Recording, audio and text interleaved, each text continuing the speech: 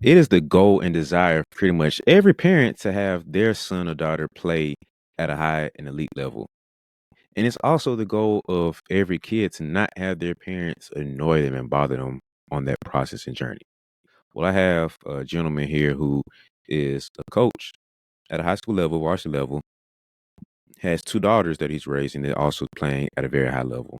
They're not under his wing yet, but we talk about the balance of how do you approach being a parent and wanting your son or daughter, your kid to play at a high level, and how do you not get over involved and do too much, but also balancing him being a coach in that position too. It's a little different. So if you're a parent and you want to understand how do you deal with that dynamic relationship of wanting your daughter to excel in sports and be at a high level and hoop at the greatness that you see them possible of doing.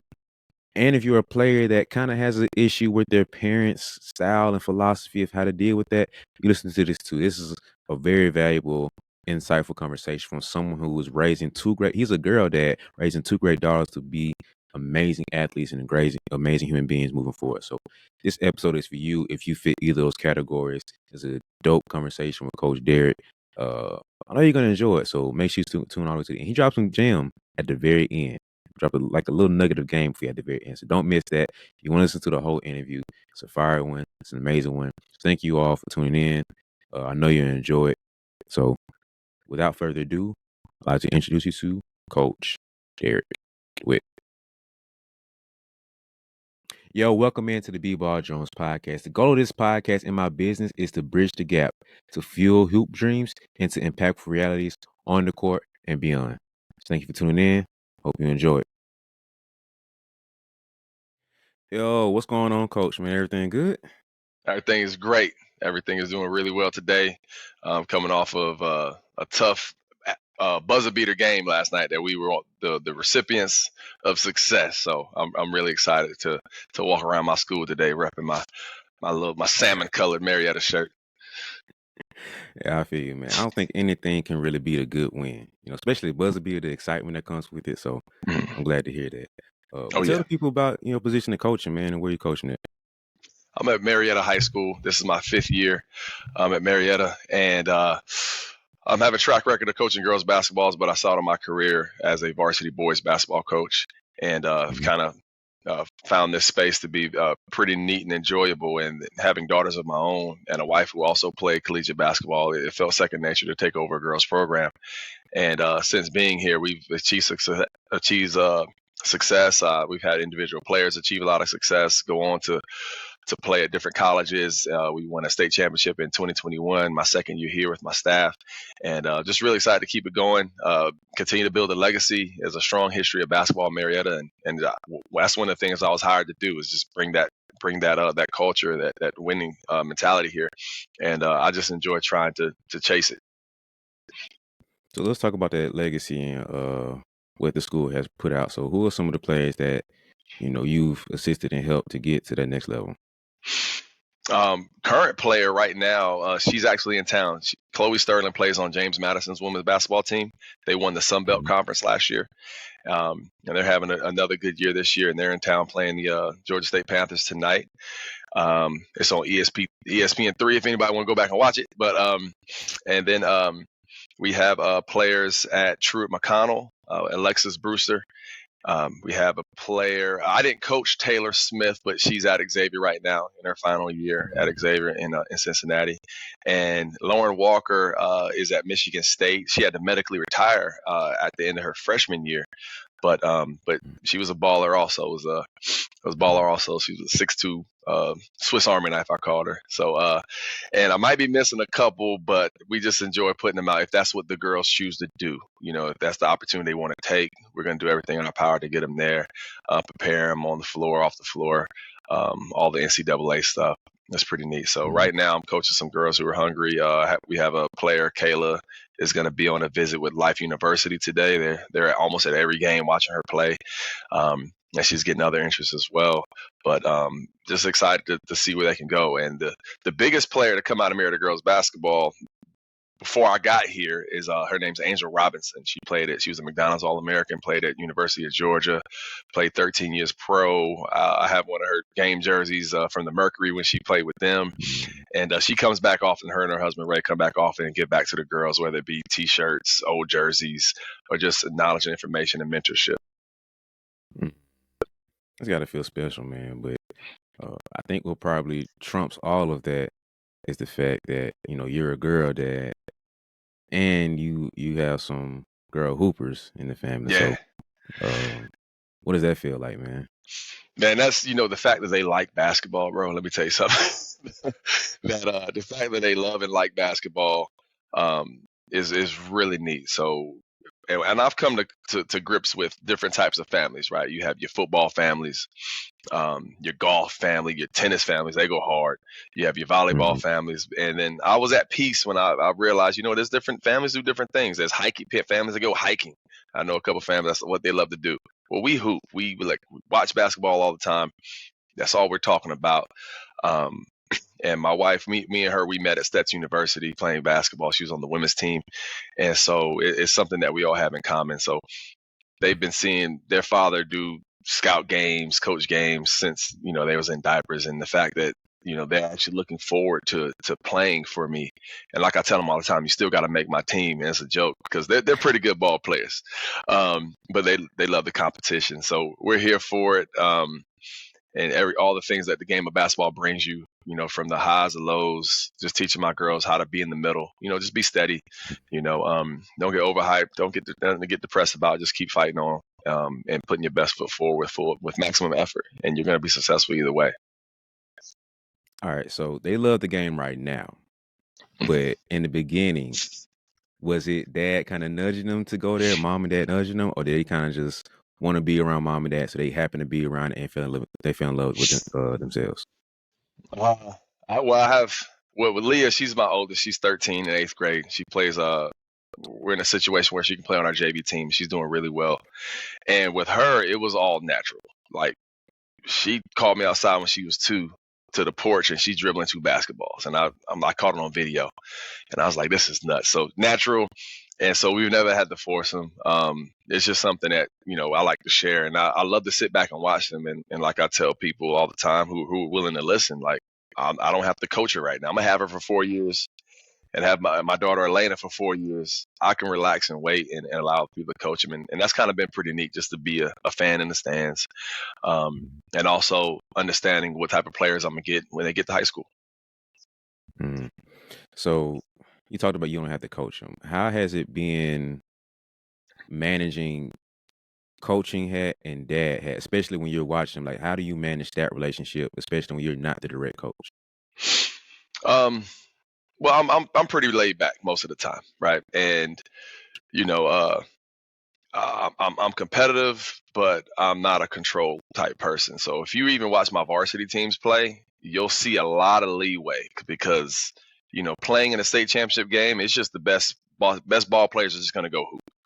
And from in state playoffs, you just have the better hooper. So I let them go ahead and play. I don't really mess with it too much. I just ask that you do things that don't hurt the team. You better box out. You better rebound. You get that loose ball. You make the extra pass. You get the assist. You finish at the rim.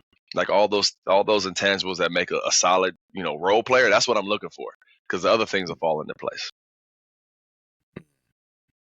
But it's still dad though. Like, I hear what you're saying, and I think for me, I'm not a dad at all. So, but you do have like a different pool there.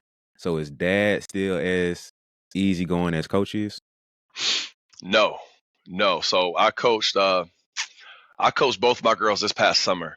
As part of my school program, I had a mixture of 7th and 8th graders on a team, and we're playing against a varsity team to close out their summer in June. And my other coaches couldn't make it, so I was like, I got it, no problem. And so this is where I knew I was going to be okay. So we're actually beating a varsity team with 7th and 8th graders. They're pretty good. We're going to be really good here at Marietta from this year and moving forward. And so it was about 24 seconds to go, and I'm telling my daughter Leah, hey, hold on to the ball. We got time. Hold on to the ball. And she crosses up a girl and goes to shoot a layup, this girl steps in that she didn't see, took a charge.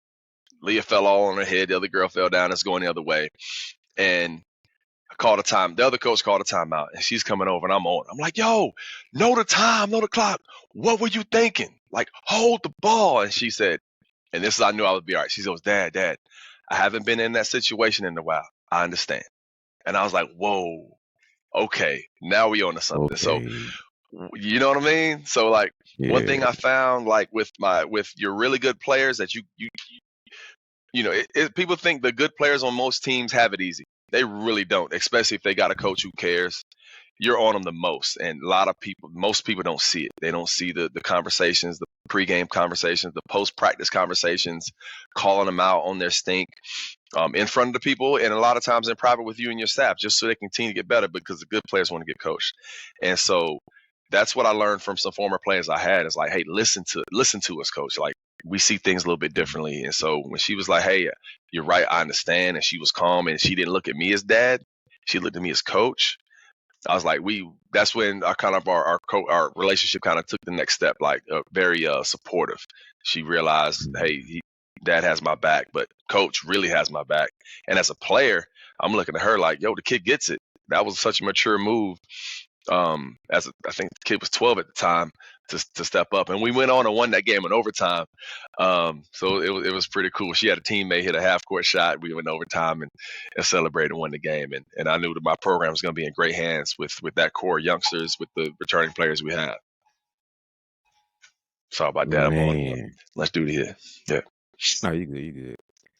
For her to have that mindset at such a young age, what did that moment do for you? Like, when you sat back and thought about it again, you were like, man, she really just did. Like, what did that feel like when you took a moment to reflect on it? It was very comforting, and it's something like my wife is hyper competitive, and so when things go wrong, I'll be like, hey, sometimes you just got to listen. Mhm. Whether it's a skill coaches have, and young coaches. It took me years to get it, but but it's like, just ask your players what you see, what you understand. What do you notice out there, and then I use those answers to give a strategy, or move a person here or there, or to put everyone in better successful situations. But it was very cool. It was very cool. I did not expect that, because 2 years prior, when I'm coaching her when she was in 5th, 6th grade, I'm putting her at the end of the bench for body language. Like, hey, you're going to suck your teeth, get down there. Now you're hurting your team because you're acting selfish. All those parent lessons, Yeah. it got to my coaching. But I think that once kids get mature, they don't really, they can respond better. And so I feel like she's just kind of ahead of the curve. That's beautiful, man. So, all right, so let's go back to the beginning again. Yeah. How much did dad cross over into coaching, and coaching cross over into dad? Like, when you were starting off with them, was it hard to kind of separate the two, or was it easy to say, hey, this is coaching moment, this is dad moment? Did you figure out how to compartmentalize those two? Not really. It took me some time. It took Mhm. me, because in youth ball, I didn't coach them. I think I had to coach them one time when my daughters were in like 3rd and 2nd grade. I really didn't want to, because I'm not good with the little ones like that. So, Yeah. but really, it was just me tripping. Being hypersensitive to remarks, because anyone's kids are going to say something back. I know how my kids are at home. Like, they're vulnerable. They're going to talk back to you, and whether it's trying to be jokeful or not. Parents, we're sensitive too. We can pop off very fast, and so I used to pop off. But I'm not old, but I'm not super young, so I kind of just be a little bit patient, and allow the kids to express themselves, because when it comes to basketball, the better a player can express themselves wholly, you're gonna have a lot of fun coaching that individual. So as a coach, that's what I know, and as a dad, I kind of scaled that back as my girls have gotten older. Mhm. The pops part is just relax. I'm not even there. We're in basketball. We're doing basketball stuff, and I tell them, hey, I'm in basketball mode right now, so you better lock in. And I kind of give them a Mhm. warning, like, well, hey, once we come on this floor, it's coach. Coach don't play. Pops don't play either, but pops usually be chilling and relaxing because y'all are good girls. But on this floor, we Yeah. gotta have this motor running at all times. Was it easy for them to kind of understand that switch too? Like, how long did it take for them to say, this is coach and this is dad? Um, I don't know if they figured it out yet, but um, because it's kind of cool on one hand. Like we'll be in practice, and Leo run up to me and be like, "Hey, Dad, hey, did you see this during the drill?" And I feel like, that's pretty cool. Like I said, I want all my players to be able to talk to me, and I don't want her to be shy of me. And I like that she's Mhm. not shy of me. Like she appreciates me. So that is it's very neat. It's very cool. I feel like we're in a good space. Mm. So I feel like one of the biggest things or challenges that somebody like you kind of deals with is we talked about earlier, the forcing of the game and kind of you're going to play basketball mixed with the kid wanting to play Hmm. versus kind of Hmm. forcing it to. Like they kind of want to, but then parents do a little too much and it takes away from the Hmm. love. Or they go Hmm. overbearing and it's like just what I mean, just being extra as a parent. Like you don't let them Yeah. fail and make mistakes. So how did you kind Hmm. of manage that wave of coaching and managing that side? I learned a lot over the years. I've seen girls go through. "Oh, I don't want to do training every day, but my mom's making me, or I don't want to go here. My dad's telling me to do this. I really don't want to. I just want to relax." And so I remind myself, and I remind my players and my kids often, like, "Yo, be a kid. Really be a kid. You have X amount of time as a youngster before you get responsibility." And so the one thing my kids couldn't do, I don't think their mom would let them, was be a cheerleader. Unless it was competition cheer. They could have did any sport, but fortunately for us, my wife don't like being outside in front of the sun a lot, so soccer was out the question. I think Elena likes volleyball, so we're cool. She hasn't played nothing super competitive, but anything indoors was pretty up their alley. So we kind of let them kind of choose. But fortunately for them, that's what their friends were into also. So they grew up in situations where they weren't the only girls who liked basketball. They had, Mm, 6, 7, 8 other ones who loved and liked basketball with all the giggles and the silliness that came with it. So it was all on them, really. We just provided the platform, the avenue to go play. Turns out they liked it. They liked to work. They like to be good at it, but they like to enjoy it. And now we start talking to, hey, this game can take you places. If you respect the game and mm, play hard, you can travel. You can go across the country. If you're blessed enough, if you do it well enough, you can be global. And go to different mhm, countries, and that's something that the game can do because their mom and I have seen it before. We've experienced it. So we're like, hey, put your best foot forward, do good in school, respect the game, play hard, and the game will take you places. And they saw that come true. Like, last summer we visited Chicago, Louisville, to name a few, but they've never been to those places, and neither have I. So it was mhm, really neat for them. Hey, basketball will take you places if you do it right. And so now it's all on them. They have their own internal motors, what they want to study in college, and what type of college atmosphere they want to go to. And they've been on a few official or unofficial visits, and meeting staff and meeting players. And so it's really fortunate that they're good, but also that they're doing it the right way. They're just enjoying being a kid. Um, and so I just got to sit back and get them point A to point B. mhm. So I'm a trainer, and I had a time in one of my sessions where it was like maybe 5, 6 kids in that group, and I had them going through a drill, and it was kind of awkward, weird thing, and I knew they were gonna mess up, and I told them on jump, I'm like, "Hey, I don't care about mistakes here. I just want you guys to get adjusted to the footwork because something new. Like this level of footwork you got was cool, but to play at the next level, you're gonna have to adjust to this." So I knew they're gonna start missing shots. I was cool. I told them off rip. I don't care, whatever. Mhm. So they won't be down about themselves about missing. So there was no issue. It was good for a minute. But one of the players' parents, you know, they missed a couple shots. And it was maybe 3 misses. It's like, "Hey, come on, man, what you doing?" Missed again. "Hey, what are Mhm. you doing, man? You better than that." Then like maybe make then like he missed like 3 in a row after that, something like that. And he started going off like, "What are you doing, man? You gotta do better than that." Da, da, da, just going off on him. And like it got to a point where it took away from the whole session at that point. And he had to get up and he just walked out the gym like, "Man, I'm sorry, coach, I didn't mean to interrupt you, but da da da," so on and so forth. And the player was like slow. You could see it. Every shot was a little less confident. His body language. Mhm. He was like the energetic guy, leadership type of guy. But after that, everything was going downhill. And I had to like take a time out and talk to him, like, "Hey, I understand what just happened. I understand the social scope of it, the basketball scope of it, everything. But you have to remove all that stuff for right now because I told you from the beginning what's gonna happen. So me and you are here.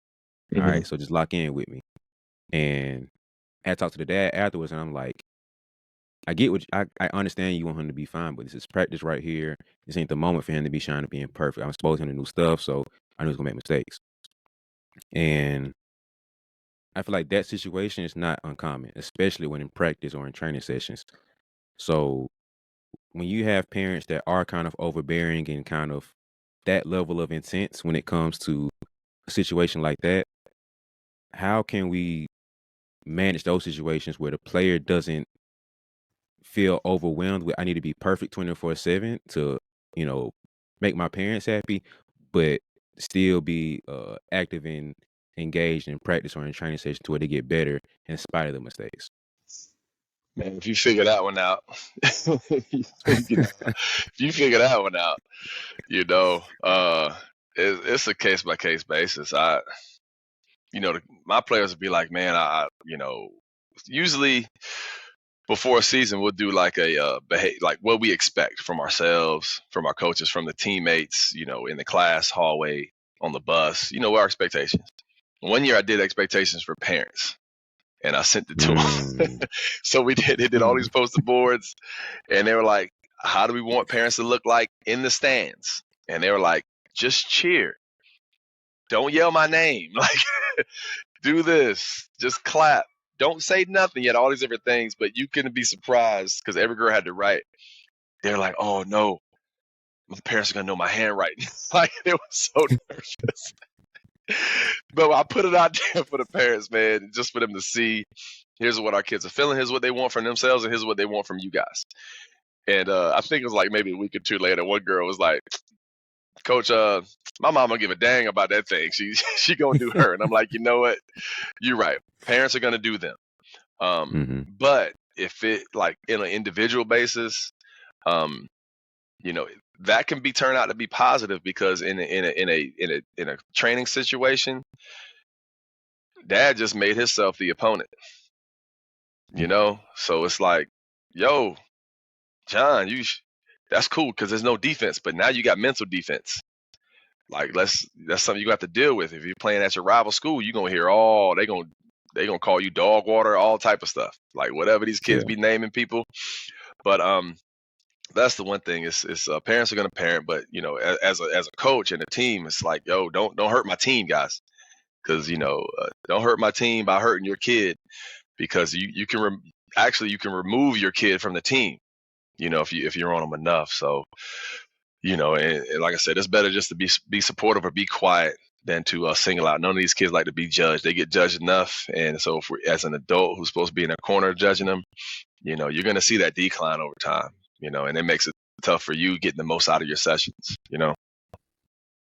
Yeah, because I appreciate that moment because it was something for me to kind of learn from and kind of adapt to. But I do appreciate what you just said, of making that a mental challenge to overcome. Like, hey, embrace it. You want to play college ball, right? You're gonna deal with that, especially play like a rival school, a big school, a good school. So I'm gonna put that in the back pocket for the next time Yeah, it put that in the happens. So pocket, man. I saw that at a game. Matter of fact, I had to use that one with my daughter. Where her mhm, team is beating on a team, and it's very one sided. Sometimes in girls basketball it's like that. And but my wife was just on her about her effort, her this, her that, and she would look and she kind of like smirked, and she caught the business after that one about the body language. But I told her, I was like, Leah, you didn't have much competition, so your mother was the competition. Like, so she made you have competition. She was your competition. Like, shut mhm, her up by playing right. And yeah, or playing better or leading or moving the rock, passing the ball, getting some rebounds. And we haven't had any issues had like that really since. So it's been pretty neat. I mhm, think it's an awareness thing that players can be like, oh, I can use this as a tool to make me better. Okay, rather than trying to make someone else happy. Now they're having their own mhm. their own drive for something. Yeah. I think it was John Morant's dad. I forgot whose dad it was, but they were saying how their dad was their biggest critic and their biggest hater forever. Like from the Hmm. moment they got serious about it, they was like, "Bro, you're not," because he wanted to install that mental fortitude to say, "Hey, You want to play at this level. You want to be great. What you think when you go to these big schools? What do you think when you go in the conference season, you're in the tournaments or whatever, and you go pro? Oh, you know it's nasty over there. So he was mentally building him up to where when he got to that level, it's like, man, that's it. My dad been killing me since I was 6. Right. Like it's nothing. There was a soccer player. What's the one soccer player who married the Spice Girl? He had the same story about his pops. Never said he did nothing well, and it kind of breaks my heart. Like, dang, that's awful. Like that's nothing I would tell Yeah. people. But he was like, my dad never. I could have a great game. He'd be like, you did this bad, this bad, this bad. Nothing was ever good. But he's like, for him, that drove me to just all right, continue to get better. So it takes a really strong individual to especially to have someone that you go home with every day on you. That's rough. Yeah. That's rough. I don't know if I could survive that as a kid, honestly. I don't know if I could either, man. Cause Yeah. like I'm similar to you. I'm more laid back. I'm chilling, but I do have that level of like I'm very competitive too, and Mhm. so I know like when I'm coaching and training my players, I'm chilling. Like I'm same as you. I let you go out do whatever you want to do.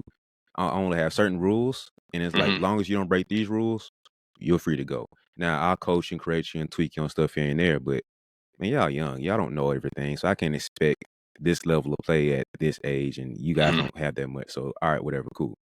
So I have to keep reminding myself too that the way I like to coach might not be the best way to coach each individual Mhm. kid and to train each individual kid. So some people do need that. Hey, that was terrible.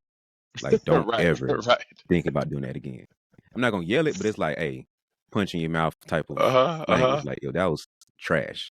Don't ever do Right. that again. Right. Let's call it what it is. Yes. Yeah. I So I've been figuring saw out how to balance that, man. who was that? I was at an Ole Miss practice with Coach Yo. And one thing she said to one of her point guards, she goes, "The boogeyman ain't gonna get you here." 'Cause the girl kept turning the ball over in practice, and I was like, "She's like that boogeyman ain't here." And I was like, I like how she did that. Like, Mhm. boogeyman ain't here. The girl, you're gonna be all right. Stand on the rock. Yeah, it's the different psychology tricks that you got to play because some players are a little bit more. They're hard on themselves already. So any Mm-hmm. more negativity is just you defeated No, them already. So you just you're right. double teamed them. And then some Mm-hmm. players they need like, hey, that was terrible, it's trash. Like, man, shut up. Let me go prove you wrong. So Mm-hmm. hey, hold on, time out real quick. We're gonna get back to the episode. I know you're enjoying it. I know you're enjoying the show. But I need you to help me real quick and to make sure that this episode can grow, make sure this podcast and show can grow overall, and you can keep getting great guests like this. Make sure that you subscribe and follow along. So if you watch right now on YouTube, help me out by hitting the subscribe button. Go ahead and do it real quick. If you're listening in your car, chill out for a second. If you're on Apple or on Spotify, just like when you get a moment, hit the follow button, but not right now while you're driving. If you're working out or something, or you chilling in your room, then go ahead and subscribe with me. Like, help me help you, okay? But thank you for watching. I really appreciate you. I'm gonna stop interrupting. Let's get back to the episode. Thank you. Which of your daughters, like, how do you figure out how to push the buttons with your daughters? Was it easy, kind of like you started this way intentionally, or you just naturally did something and you turned the boat? How did you figure out how to play that game with your daughters? Well, I think like my Elena, my seventh grade daughter, she's more like me, and my eighth grader is more like her mom. So Leah, the eighth grader, if I want to get her attention, sit down, Mm-hmm. sit down, and she be like, because she just wants to play. Whereas Elena is more like, hey, I need you to do X, Y, Z. She'll more task oriented, kind of knock those things out. Whereas Leah just wants to play, compete, get bump people, get up, get knocked down. She's one of those, and Elena just wants to play a nice, cool, clean, crisp game. And they play Mm-hmm. different positions. So uh, one's more involved as a primary ball handler, playmaker, and the other one's on the wing as a shooter and slasher and driver. So one I'm talking to about vision, and then with Leah as a playmaker, all they want to do is make plays, whether it's the assist or the finish. And if you're not doing something right, I'll get your attention with this chair right here. And the good players, they hate the chair. Like, coach, Yeah. put me back. Nope. Let me know when you're ready. Let me know when you locked in. You know what I'm talking about. And I make them tell me, whether, especially the previous players, like, all right, coach, I'm good. Or I have my assistant check on them. And because they just want to get back in there. They don't like to sit down. You can be up 30 points And like, my 8th grade, my 7th grader, she's real chill. She's like, oh, okay, I'll sit down. Leah's like, why? There's more game to be played. I just want to play.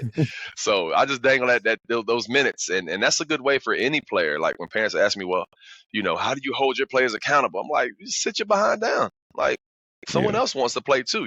It's not a 1-on-5. This is 5-on-5. And if you're not giving something that this team needs to be successful, you're gonna sit on this bench here, and someone else hopefully will take advantage of that time. And then when you come in, y'all can keep it going like together. Not there's everyone's going in the same direction. So we don't need anyone dragging us down. So I found that to be very helpful. The good players, especially point guards, they don't like to get taken out. They're the worst. They get subbed out. They hate to get subbed out. So even in college, my college point guard be like, what? Like, hey man, I get to handle the rock a little bit now. So point guards hate coming out the game. Those people who like to dribble hate coming out the game. So if they're not doing something right, every coach, I know how to get your attention. You're going to run this play, or you're going to run this defense, or you're going to do this. And if you don't, you're going to be sitting over here. Yeah, I coach a little bit. I don't claim to be a coach at all. I feel like that's a level I put a lot of respect on. So I don't like, oh, I'm a coach. Like, nah, I'm chilling. I'm a trainer. Okay, I stay in my lane. But one of the most difficult parts is that figuring out each individual player. Because when you're training, it's a handful of kids at one time. It might be one kid, two kids, depending on how you do stuff. When you're coaching, it's a consistent 10, 12, however many, on the team. So how do you manage all of those? Like, it's one thing to have your daughters. It's just 1 and 2. But now you went from 1 and 2 to 10, 12, 15. How do you manage that level of different personalities when you're coach, mentor, other father figure? How do you manage that level of different personalities? I don't know how to do it. I don't know. I hope I'm being effective. I lean on my assistant coach. I have an assistant coach here. She's been at Marietta for about 16 years. Former head softball coach, has been a basketball coach for the last 10. So I kind of lean on her to read the room. She helps me read the room a little bit. And in the flow of practice or a game, especially games, I just ask questions. But it's like you'll have a kid that say, oh, you can yell at me, you can get on me. But it's like, I can do that, but you got the other 9. How you going to feel with the other eyes on you? So, really it's just maximizing the time, asking questions, and then just hold them to what they're capable of doing. If you're not capable of doing something, I can't get mad at you for it. If you're doing a jump ball versus someone a foot taller than you, why am I yelling at you for not getting the ball so we can't run the play? No, I need to stop first. But, if you're not giving that maximum effort, that's non-negotiable. That's not fair to the other members of the team. So, learning what makes them tick and whatnot. I don't think that's my lane either, but I'm good at, I feel like I'm good at making the kid believe in what we're trying to do because I believe in them. So have you ever had an issue with a parent or one of the other players kind of saying you're showing favoritism or anything to your daughter? Yeah, a couple years ago, and at the end of the day, what if you could take the lens off, you'll see that most coaches' kids have it the worst if you think about it, because we know we got to hold them to a standard. But at the same time, not just a coach's kid. If you're coaching an elite level kid, you're gonna see the same thing. Like, so it kind of goes together. And I've done both, and I will do both. Have an elite level kid and have a kid that's also have a player that's also my child. So really, if you're doing what goes right for the team, fine. I can't change how people feel, though. That's something I'm growing more and more comfortable with. Your feelings is your own feelings, but when it comes to this team or my program, as a professional, the last thing I need is my integrity checked, because you can call any principal I work for, so don't question my character, because now I'm questioning your insecurities. Because if I'm running a successful program, I'm gonna keep this thing rolling. So if you want to find things to pick at, you can find them by yourself or have a couple other people with you. That's not worth my players' time. My attention needs to be on them and what they're here to do.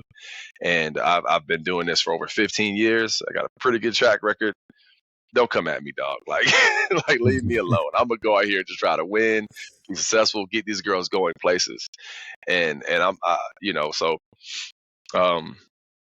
but it also opens up new ideas. So, some stuff came out a few years ago, in our circles about how one of my kids are playing, like she don't pass the ball enough. And so my daughter's like, yeah, I do pass the ball. I have the most assists every game. I'm like, I know. She's like, and I'm like, why don't you put out these little videos of your clips, dime for the day? So there was one summer, I'm like, she was pumping out assists every day, sometimes 2-3 times a day of her from the previous tournament. And then the little chatter stopped. I'm like, oh, okay. So it's like, if you come at for us, we're gonna back it up with proof, not feelings, proof. So if you don't think so and so can shoot, well, if they're shooting 40+% from three, they can shoot. Better leave them alone. Yeah. Sometimes that girl's 3-pointer from player X might be better than a layup from player Z. Like, let's Yeah. be for real here. But just come at me with facts. But that's something I'm aware of, and I know that's something I'll have to address, which I feel is like, it's maybe just to settle people's nerves. But a member of, like yesterday, I held my best player. I sat her down for most of the third quarter in a big game, but wasn't getting her play out there. Wasn't what the team expects or needs. So sit down. And then another teammate of ours got a fourth foul in the third quarter. I guess we got to put in. Right? Got to put in because the demeanor was the same. But that same kid went on to have 10 points and the game-winning shot in the fourth quarter.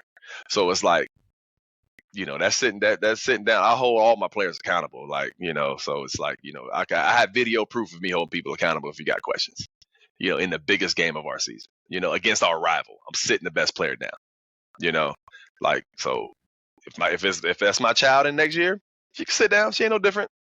That's player A. Player A is here to learn. I'm a coach, and you're not gonna hold this team back. Sorry. Like sometimes they do unintentionally, but it's our job to try to work it out. And so yeah, so accountability is a big thing, and it comes in all different forms. But really, it's most visible in games because I might record all my practices and put them up in the cloud for people to see, but most people don't watch those. But they're gonna watch you on Tuesday, Friday night.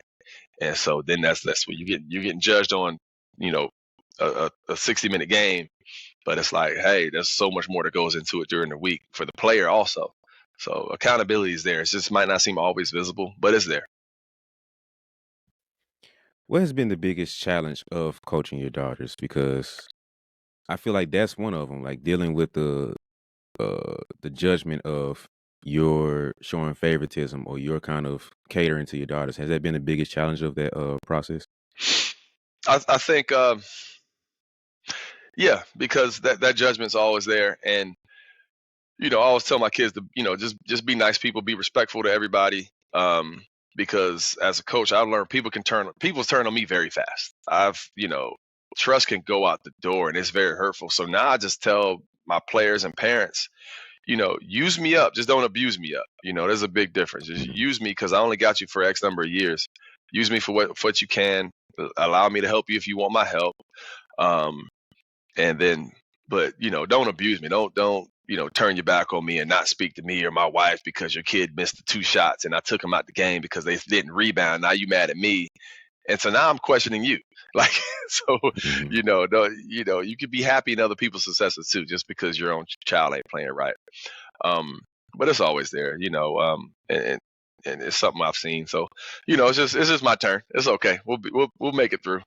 We'll make it through. I read a good article. I shared it with my wife yesterday about a collection of high school coaches, whether it be soccer, baseball, football, basketball, and the backlash or the things they had to go through as kids, as players for their coach or the parent, and then as the parent being the coach, and perception, reality, and the different stories. And so, it's just there. It's a perception and feelings, and we're all sensitive towards our children, and we just want them to be fair. So, the hard part for me is just making sure I'm communicating my message consistently so that people can hear. And if they hear, most time they're like, oh, okay, all I need is just to be comforted. So that's my biggest challenge, is to make sure my community is comforted. My basketball parents understand where my mind's at and my expectations. And they're like, oh, well, coach said this. Okay, now he's doing it. And I just have to consistently remind them and be more vocal in that, to be proactive. I don't want to be a reactive coach or a reactive don't holler at me after the game. People know don't to do that, but it's like let's just get ahead of things here. Here's what we do. Here's what I look for, and if I don't like what I'm seeing, I'm gonna make a difference, regardless of whose player it is, whether it's your player or my player. Mm. Have you had any parents still push back on any of that?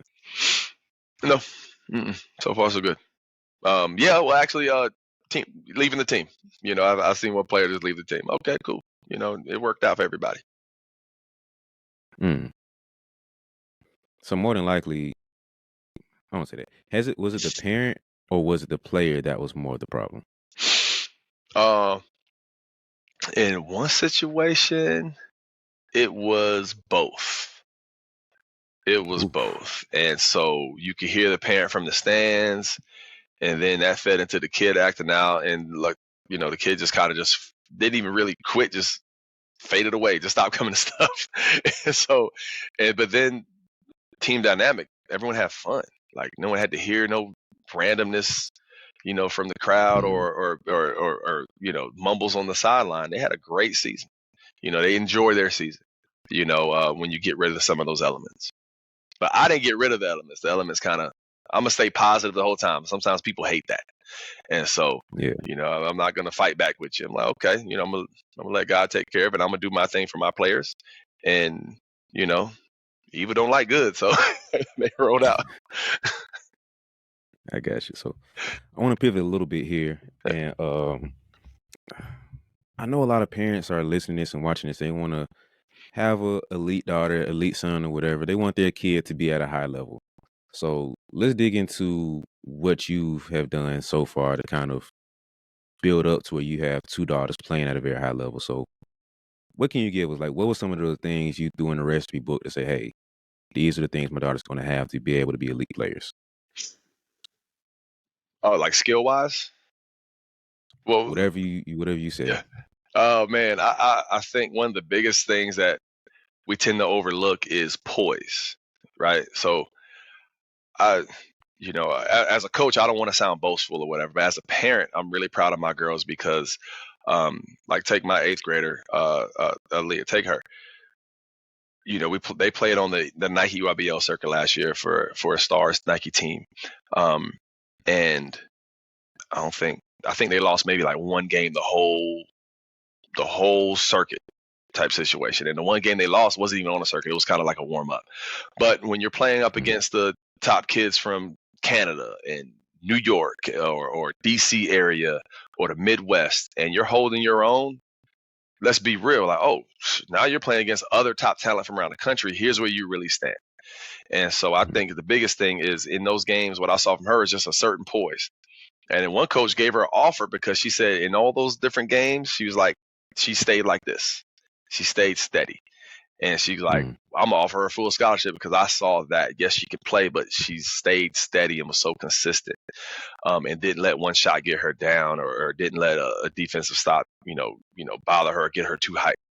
And so I really took that to heart. I think that it takes a poise to be in those gyms when all the parents are around the sideline, and if you can see a calmness in your kid, I think that's a certain element that an elite player has that can definitely be worked on. Definitely. Some have it very natural. But the other things that separate you, man, if you can shoot, you can play. If you can shoot that basketball, but not just shoot it, like taking good shots, taking shots you can make. But that comes from the kids' interest in themselves. We can tell a coach or trainer, kid can tell player, hey, you do this, but until they really understand it or they go back and if as a parent, I'd make a kid highlights or show them a video, just say, watch it on your own time, kid. I ain't gonna be with you, or hey, I need to be with you on this one because you got to hear this smoke right now because this can't repeat itself because you're pretty good and pretty talented. So how will they take that criticism? Does it bother them? My kids get bothered by the criticism, but it's from their trust people, their mom and I. But then we'll go back the next day. I remember when Lee was in 5th grade, like one team, 5th grade, we're trapping all over the place. And to see her kind of shy away from contact and give up the ball. And we went home, we showed it on video. We went in the driveway. It was one of them ones we really don't do this often, but we really got on her and like tears was everywhere. But the next day we played that same team, not a single turnover, and was taking it right to them, like taking it to heart. We got to make sure we be constructive in what we're doing. And if you can kind of help show, but also as a parent, not be overbearing and let them think through that whole time, they'll make those next steps and really just being successful in what a coach needs. What does my team need me to do?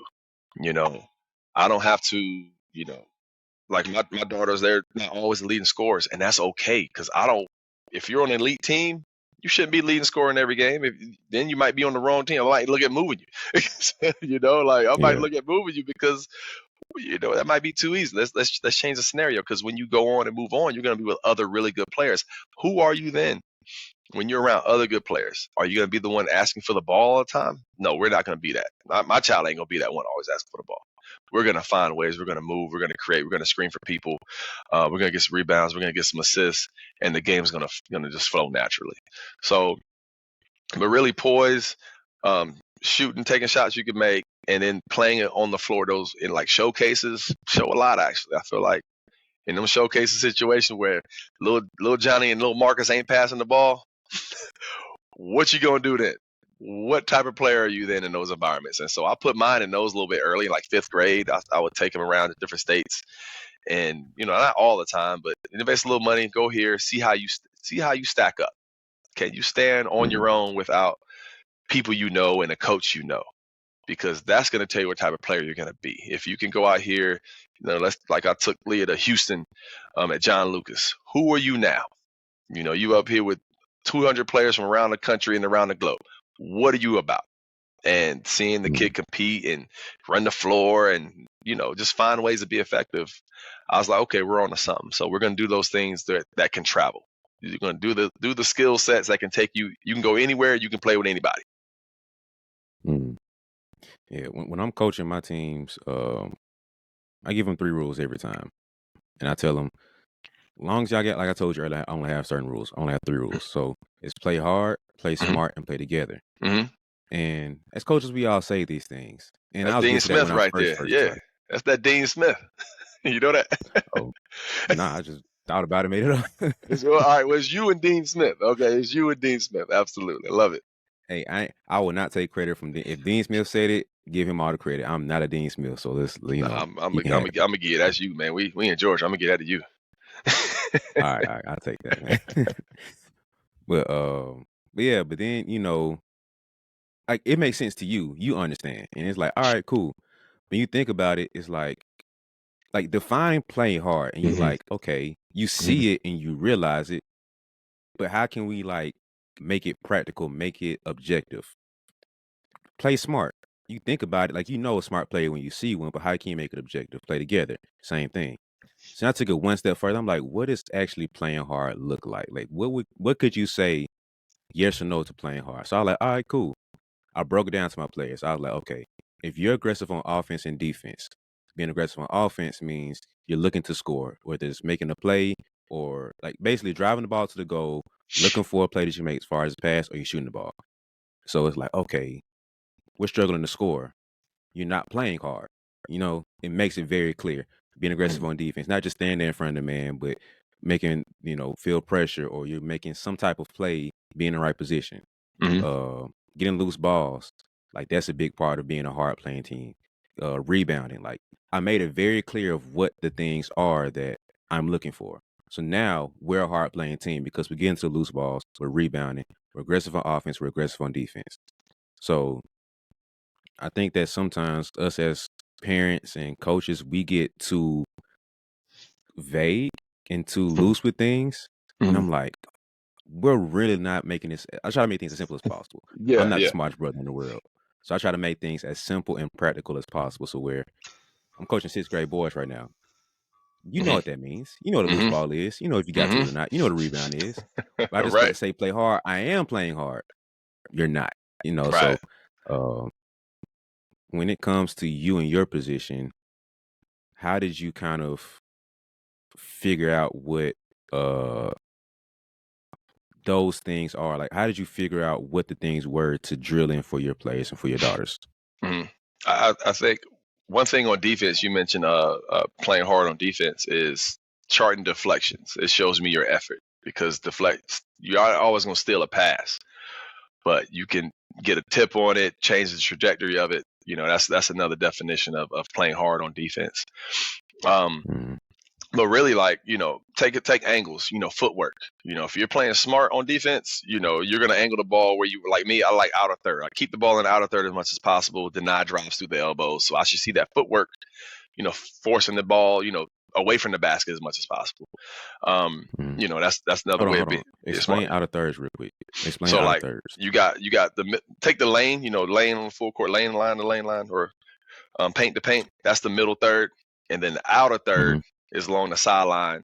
And so, I want to keep that ball in the outer third.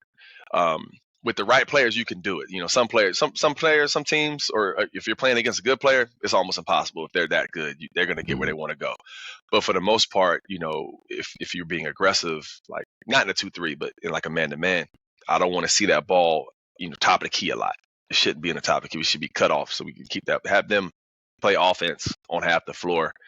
Can be frustrating, especially to teams who like to drive because they're going to run into everybody. Yeah. Okay, so that's some of the other things, man. And like it's really neat. Like you having your rules and your expectations. That's what you're graded on. So if I'm not, if you're playing a whole game and you got one deflection, are you really playing hard on defense? And we're in man to man. Are we trying to run and jump? And you got one deflection, dog? Nah, that's not it. That's not it. You need to have at least 4 or 5. If you're logging, playing 85% of the game, I should see some numbers here backing up your efforts. Unless they're just that freaking good. Which don't happen a lot. Yeah. So the next step that I take them on is playing smart. And one of the things I figured out is not like now you're getting up shots. So going back to playing hard, we graduated. Now we're playing smart. So you're getting up shots now. Now instead of taking good shots, you're giving them good shots for great shots. How do you personally define a good shot, like a great shot? How do you find it? Oh, well, it's of course it's person to person, right? A great shot for Franny might not be a great shot for Athena. You know what I mean? So it's like what we see on habit. Like if you get a chance to watch Florida State women's basketball, they have a really special player in Tanaya Lassie. And so when I watched them play Georgia Tech the other day, she was going to the cup or shooting middies, and the players were just moving like it was nothing. No one was scratching, no one was looking crazy. Like, what's she on today? It was like, boom, get a rebound, run the floor. And it was a close game and ended up winning. And that was one thing I noticed, like, man, they knew when she did something, they knew it was expected. It was like, okay, it was in the norm of how they flow and how they roll. When they threw it into the big girl with the headband, they know she liked to turn over inside shoulder, and they're rotating around it and they're cutting and moving. And so really your team's responses can tell you what's a good shot. If like on your 6th grade team, you got boys, man, if Gerald over there shoots a jumper and then Nick changed his face to Nick Young face, it's like, hold on, that's not a good shot. He turned into Nick Young mid-game. Not a good shot, man. So, it's I kind of read that too. But also I learned in college, my college coach told me, good shots don't get blocked. Good shots don't get blocked. If you shoot a 3-pointer and gets blocked, that's a bad shot because you should know who's running at you. And I was like, man, that's a lot to process. There's exceptional plays here and there, but yeah, you shouldn't get a 3-pointer blocked. Let's be for real. But if you're where you're surrounded, so good shots don't get blocked. Reading your teammates, reading your team's body language or facial expressions after somebody shoots the ball. Of course, I also know 6th grade boys are very emotional. So the hand's going to go up. It don't matter who shoot the ball sometimes. They didn't shoot it. Yeah. So I think that's really deep. But I look at those. And then, of course, in practice, you can teach your teams what are good shots and great shots by scoring. If we're doing a 5-on-5, I'm going to score it how I see fit. Great shots are going to be 3 + 3, even if you miss. Good shots would be +2, even if you miss. Bad shots, I'll get points to the defense, even if you make it. That's a bad shot. You shot it one-legged leaner going to your left side, Yeah. but you're left-handed. That's tough. Lefties don't Yeah. shoot going left; they shoot going right. Like, but Exactly. you want to shoot a fadeaway, that's a bad shot. The other team's getting the point. Yeah. So it's just something I think that's a fun way to teach that also, though, because Yeah. they'll get on you. I kind of struggle with that for a little bit, because, like you said, it'll get emotional, and for them, if any miss that they have is not them personally, that was a terrible shot. Like, why'd you Terrible. shoot that, man? You shouldn't have shot that. Like, that was terrible. You should have passed me the ball. Like, that's their mindset, and it's funny. Part of it's funny, but as a coach, I'm like, all of y'all shut up, man. What are you talking about? Like, y'all Yeah. sound goofy right now, man. So I had to really figure out because let me get to this in later, but I had to figure it out because when you're young, you don't know what a good shot is. You feel like I'm open, so I shot it. But did you see he was even more open? If you would have swung it, that would have had one more rotation instead of get like the last minute closeout. It would have been one more swing, and then he or she would have been able to just drop it. Like, it's easy money. So it's gearing them towards that. So I kind of can't. I don't know if it's great yet. I'm still fine tuning it, but a shot that you, teammates, coaches, fans know that you can hit, not just hit, but hit consistently. Nobody's going to question that. Because you get the one-legged floaters, whatever, last minute buzzer beater stuff. Like, all right, cool. But can you hit that shot 4 more times? All right, that's not a good shot. But the swing, corner 3, that's a good shot for you. It's a great shot for your big. Yeah, we'll Probably adjust not for that. But yeah, remember, good shots get rebounded too. Good shots get rebounded. So if no one was there to rebound, probably not a good shot. Exactly. So I think that's a way that I kind of framed it around to where we understand what a good shot is. And so where I wanted to go with this is when you're training and raising daughters and coaching them to be in these positions, parents think my kid getting up every shot, they do no wrong.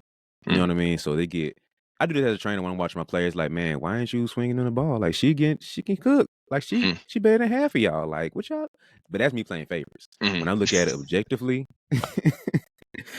I mean, let me be able to tell the truth. It is true, but still, I do like go fan side of it too.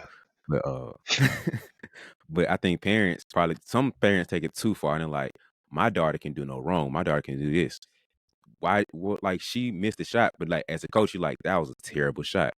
So I think we have to come to a better consensus of what good shots are because you're in the gym getting up shots, but these aren't good shots. And then you get to the practice and you're like, she's doing okay. Then gets to the game, it's even worse. So how did you kind of gear your daughters to knowing what good shots are? I don't even know if I've done that yet.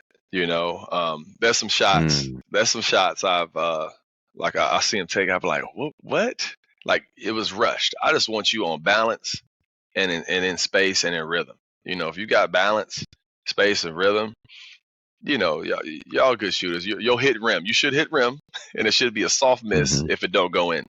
And your teammates weren't even ready for you to shoot. Not a good shot. Or hey, you come down, 2 on 5, and you shoot a wing 3. Go to the rim, see if you can get fouled. Like, that's part of my stuff with my kids is about being good teammates, man. Because we've all played with guys, and we're like, you know what, that could have went differently. So I'm always telling them like, hey, understand the situation because by you shooting that, you're gonna seem selfish. Like, I'll be like, you're selfish.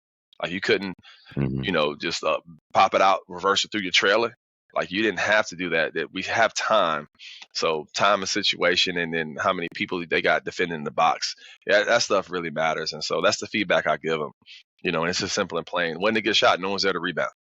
Oh, that was a good shot. The girls here to rebound. You're in rhythm. It's a good pass. Boom. There's a short closeout, so you got space. What you want to ask for? There's nothing more you can ask for. Great shot. This one I would like to see you drive because they're running at you. You got to drive that one. Maybe you can get the dish on the weak side or drive and kick. So that's kind of how, just keeping it simple like that. But really, how bad shots affect the team, that's how I talk to my daughters. Like, your bad shot affects the team is going to be 2 points on the other side. And because you shot that bad shot, that means your teammates have to bust their behind to get back because it ain't going to be you. You know, you don't see many Yeah. shooters be the first people back on defense. That's just against a bad defensive team, though. If the shooter's the first one back on defense, I don't know. But either it's a really bad shot and everyone's somewhere else drinking water. But if you take a shot and then now, you know, if Sarah has to fly from the corner all the way to the other basket because you took an ill-advised step back three, like that's not fair. That's not fair to Sarah. Yeah. She shouldn't have to do that. So I need you to be a better Mhm. teammate than that. You got to be smarter than that. That's the expectation and standards I hold on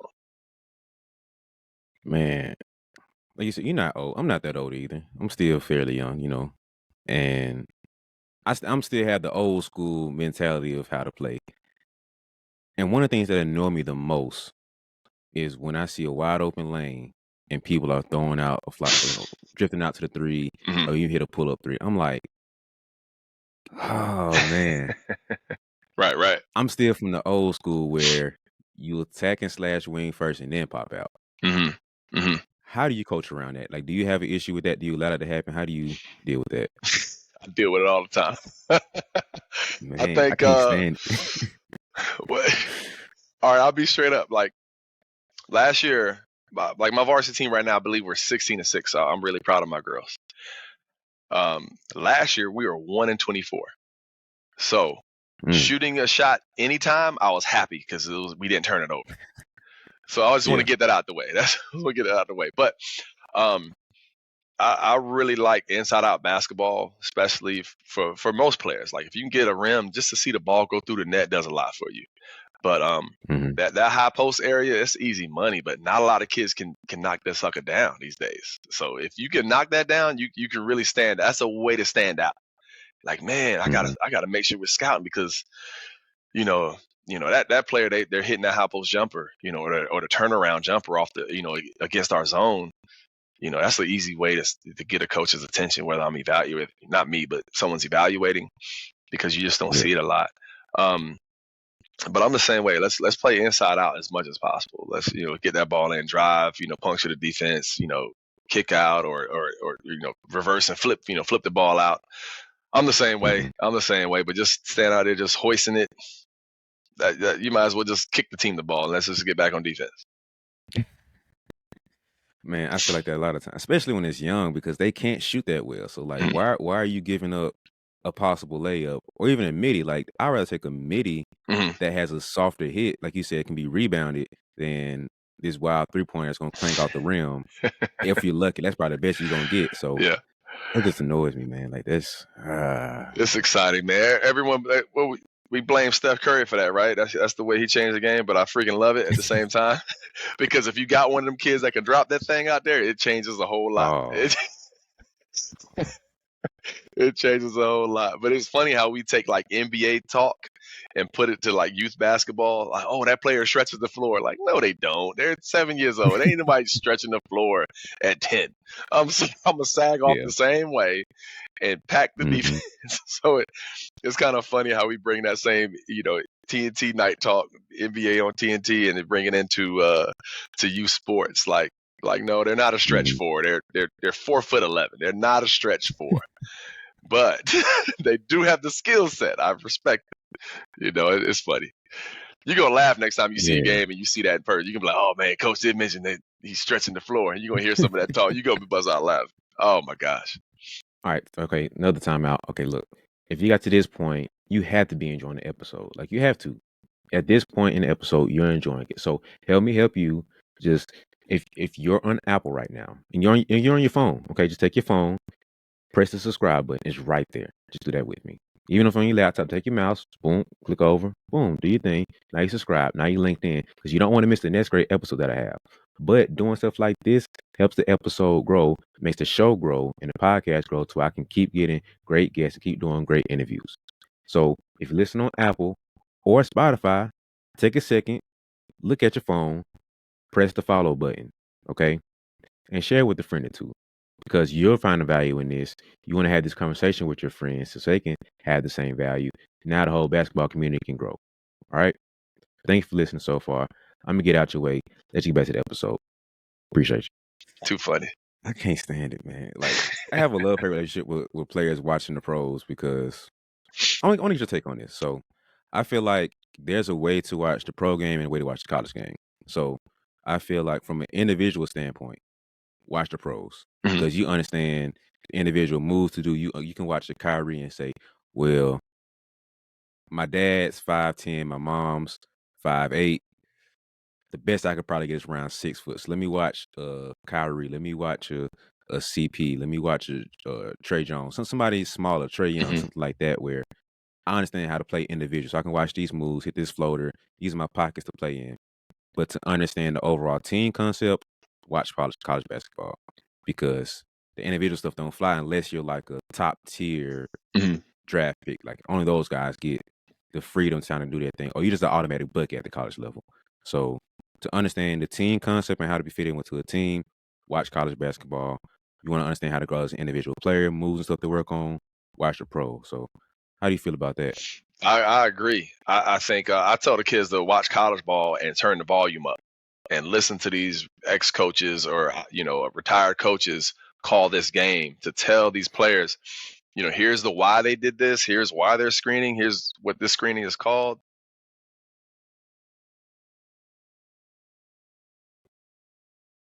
Important uh, for players to watch college game, whether it be, I watch a lot of women's basketball now because it's just super competitive. And there's a lot of players with big names on many different teams. So, you know, you know, when you watch Caitlin Clark play for Iowa, or if I flip it and watch UNC men's basketball, the things they're saying are going to mirror, but you can learn so much by listening to the game. You can almost not watch it and be washing dishes and hear them talk about, oh, that's the flex cut. Kids don't know what the flex screen is. Oh, flex screen. Or what a shuffle cut is. Like, oh, it's a simple screen action. You diagonal slice this way. Don't ask me why it's called shuffle. It just is. So they, that they get that basketball dictionary. They get those Mhm. words that when coaches say it as because coaches are going to get older and we're going to recycle the same language. That I got two versions of the 5-star book, from one from Garfinkel and the one from the new one, and you're hearing the same types of talk that we're going to pass down. So I think that's also important for them to know. Mm. Yeah, I feel like that IQ piece is it's funny because we knock players for not having a high IQ, but then think about when I was their age, I'm like, I didn't know half this stuff either. Nope, If it not at wasn't all. for Not me. if it wasn't for my coach giving me game and like you said, just watching the game enough to where I picked up on little things here and like an Iverson cut. Like, hold on, Allen Iverson, that's his name. It's just Is his name? And I didn't know it was named after him. I'm like, it took me a while to learn that, like an Iverson cut. Somebody like Allen? All right. It took a couple years later. Oh, Allen Oh, Iverson. Larry Brown put that in. they Oh, all right, cool. mhm. So it took me a minute to pick up on these things, but I feel like it's silly for us as coaches or trainers to be like, man, y'all don't know anything. Well, teach them. Like that's Right. literally what you're here to do is to educate them. Mhm. So I had to take my little prideful ego hat off and be like, y'all don't know anything. Like, hold on. When I was 12, when I was 14, I was a dummy too. Hey, my fault. Hey, now Yeah. I'm as a trainer, I'm helping you guys out. So it's I get it when we hear like as us coaches and trainers, we talk about it, but it's like, bruh, it's your job to educate them. That's literally what you do. You're the Yeah. basketball educator. This is your classroom. Do that. So, uh, do you have any key things that you do to educate your kids, especially your daughters? Yeah, in drill work, whether I'm doing it or they're with a skills trainer I trust them with, we're mirroring that same language, whether it's, you mentioned Iverson cut, but we'll, zipper cut, coming off the zipper cut, understanding if you come off a ball screen, big rolls up, but you got to have something in your bag real quick to freeze the big up, just being able to read those situations. But the talk, so if you're in any room, if you go to different practices, and all coaches, we tend to say the same things, but say it differently or not even use those same words, but, different synonyms Mhm. for it. So I think it's very important to understand that, and seeing those light bulbs go off for the kids is pretty neat. Like, oh yeah, yeah, you said this the other day. Now Yeah. we're doing it in a drill. Okay, cool. So now they're putting it into action, but just trying to equip them a little bit so they're not basketball dummies. Like I know I was just doing stuff, and then Yep. and I'll study the Spurs, and I'm like, oh yeah, that's why I got all the zipper action. Oh, okay, and then you go to FIBA and you see that's where a lot of stuff comes from over there, and Mhm. it comes over here, and we give it names and whatnot because you don't see this generation won't be running a lot of the youngsters now probably shouldn't be, but they're not running a lot of motion off like continuity motion like A B C Mhm. A B C because that's not how the kids like to play. Number one, they like to Mhm. play in the flow of the game, but they still got to know flex and what that means, or they could just make some better understanding because that's going to be some kid's strength. You know, like Mhm. if that's another way to be elite is to know what other teams are doing and then taking that away and Yeah. not having to tell, not having to have a timeout to do so. Just do it during the game. Those special players affect all that. Yeah. So I think that's a beautiful piece, man. Like when those light bulb moments hit and he start to click and figure out little things here and there. Like you talk to him about it, or you kind of go over it in practice, and it finally clicks in the game. Mhm. That's the moment. That's like, I'm proud of you, man. Like, Yeah, girl, yeah, I yeah. see you doing your thing. Like, he just warms your heart. I just had a moment of that truly because, like during the halftime one of the games, I could tell the player that their body language was a little off. So during the halftime, I was like, "What's up, man? You good?" "Yeah, I'm all right, coach." I was like, "Man," I just asked him straight up, "How you feel about your playing time? Like, you like how I'm playing?" He's like, it's all right. Wish I could play a little more." I just told him why he wasn't playing, basically. I was like, "Because you're not doing this on offense, doing this on defense. If you figure out these things, I can play you more because we losing by you doing X, Y, and Z or not doing A, B, and C. We're winning if you're doing these things right. You're doing these right, but you need to do this better." Mhm. So maybe 2 games later, he really showed up, and he really, like, I got to a point where I trusted him to finish the game for me.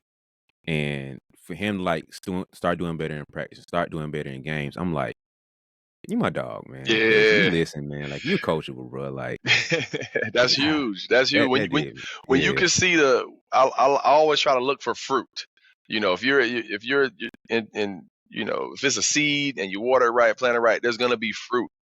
So if you're not getting fruit from a situation, you know what? Maybe you bad fruit. Let's change it up. Let's change the soil. Let's change something up. But when you get to see that Mhm. fruit that develops from information and the work and the opportunity, that's one of the whys, man. That's one of Yeah. my why, like his why, like that's one of them. Seeing the kid take a next Yeah. step and then just see their little chest puff out a little bit more and they're walking a little bit more, more straightened up.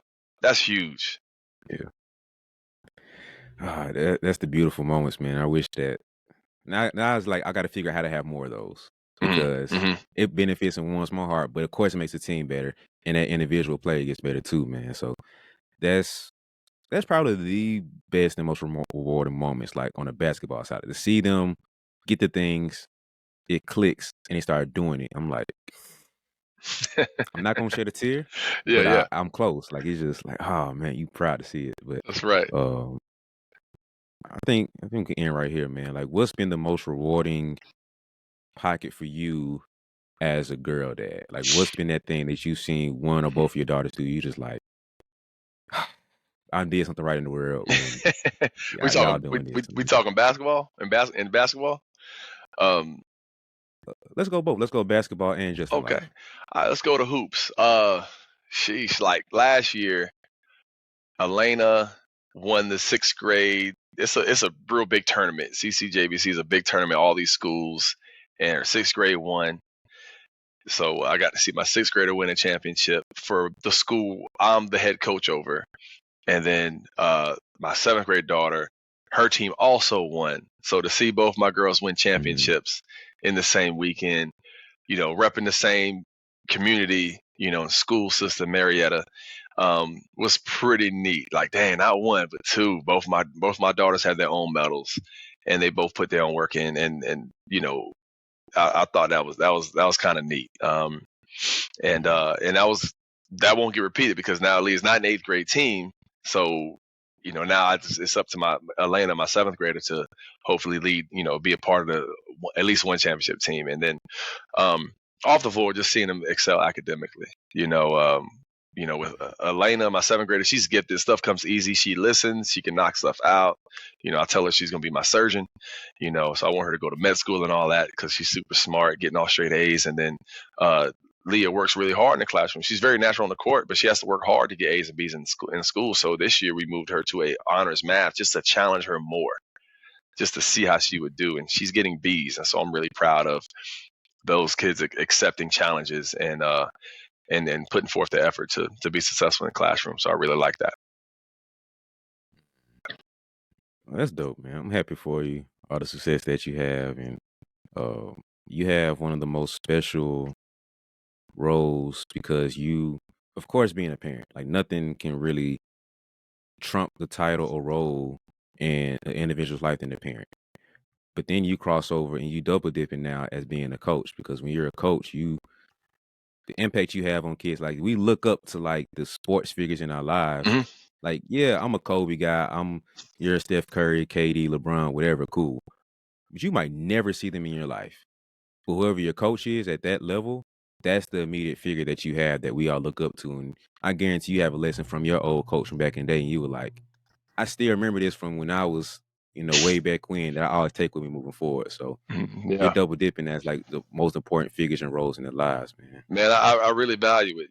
I tell the parents in preseason meeting, I says, we're going to be with your kids from freaking October all the way through the end of February. So it's a lot of time. It's a marathon, not a sprint. Just continue to look for their growth and whatnot. But my staff and I, we enjoy it. We appreciate it. That's one of my whys also is to mentor and let's just be a consistent person in someone's life. I expect home lives are all different, but coach is always there. Coach is in the gym, coach is here. My phone's always on for them if they need it. And so just being available, I think is really important is in your job as coach. Just a kid knows sometimes they may take advantage and don't realize you're there. But then when the students come back a couple years later, like, man, I didn't realize, coach, you was that guy. And that means a lot too, especially like for my boys I used to coach. They're all grown, a lot of them married now. But like, man, you was all right, coach. Like, I didn't appreciate you when I had you, but you was all right. And I was like, I appreciate that because fellas, we'll come back later. I find out with my girls, you'll get your gratification now. Like, coach, I appreciate you. But for my fellas, they'll get about 22, 23. Like, oh shoot, coach, I'm gonna come check you out, man. Come check me out. And I think that's pretty neat. So it's been really fun. I don't take it for granted. It's something I enjoy to do, and I feel like I was put here to do it. And in my role, I just want to see every player who plays for me, number one, I want them to feel like I care, whether they feel like I do or not, I do. And then if they have goals and dreams, I want to be a part of it as much as they let me. Yeah, I love that, man. So before we get out of here, you have any last minute gems you want to give any parents that kind of, wanted their daughters to kind of, succeed like you have had the success, or anybody who has a situation like yours where they have somebody around them, it's like, I want them to be great in basketball. Any advice to give them to how to navigate through that situation? Yeah. Yeah, I love to. I think, keeping things in perspective and having fun, should be the thing, because especially with our girls, a lot of girls will stop playing after high school. So that's something I take into account. Some of these girls, I try to make this like, yo, this is their WNBA season right now, because they don't want to go on, or they might want to, but for some, this might be it. So let's just maximize and enjoy this time. So enjoy basketball, have fun with it. Really listen to our kids. When we take them to the gym, I promise you, parents, let them shoot them half-court shots. Let them just throw the ball up there without hearing our voice. They want us to shut up sometimes. Just let them do them. And it's annoying to us as parents. It feels like they're wasting our time. They could have did that at home or in the driveway. Just let them do it. Like, next time out, they'll get a little bit better. I promise you. And then as your kid improves and continues to grow up, one thing I want you to be aware of is, don't fall into the tea of, talking about other people's kids and being jealous. Let other kids' light shine. Let their light shine. You don't have to dim theirs for your kids to shine. We can all shine together, but we can shine differently. So if you're on a team with a some people call him a ball hog. They might just be a special player, playmaker, scorer. You know what? If you didn't have them, you probably wouldn't be happy on your team because you'd be winning less and your kid would be upset. So find a happy medium to just cheer these kids on. I know that there's different lanes in basketball. That's why, after high school, there's D3, NAIA, D2, D1. There's so many different lanes and so many opportunities for free education if that's what you're seeking. But championships can't really come organically. You just have to, just support the youngsters, support the coach, bring them Gatorades for no reason. Be that parent. I challenge parents to be that parent that everyone's happy to see. It might not be all the time, if you're able to get there. Like, pop up with 10 mini Gatorades. They ain't even got to be cold. These kids will go crazy over some Gatorades for no reason at all.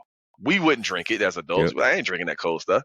It's too sweet. Like, but they'll love those things and they'll remember these experiences, and they'll find value in your kid. Like, oh man, it can help alleviate tension between your daughter and other kids. So support your child. Try to speak positive when they're playing. Call them out on their effort, but cheer for everyone's baby. Okay, because they're on your team. It's a team game. This ain't tennis. This ain't golf. We need a team to be successful or to at least be competitive.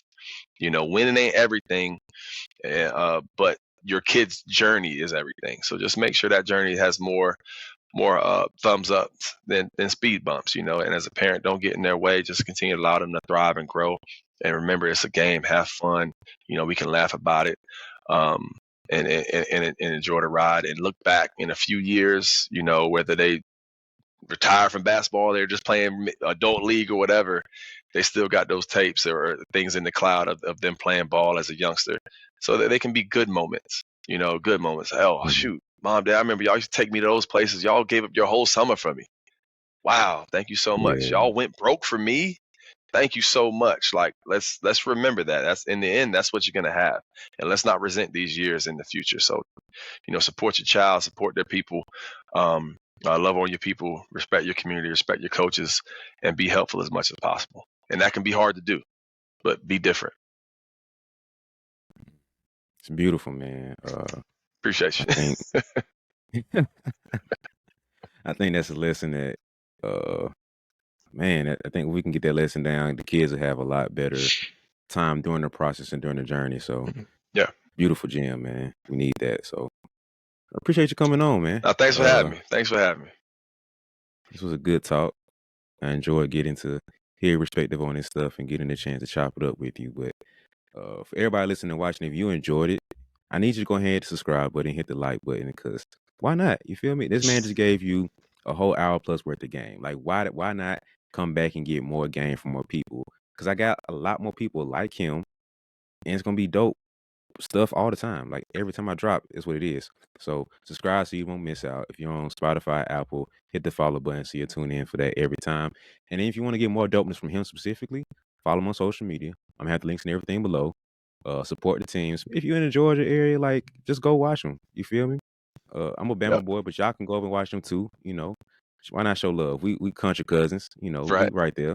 So just show love. It's all good. If you want to follow me on social media, I'm pretty much everywhere. It's BeBall Jones, BE Ball Jones, and I believe that's it.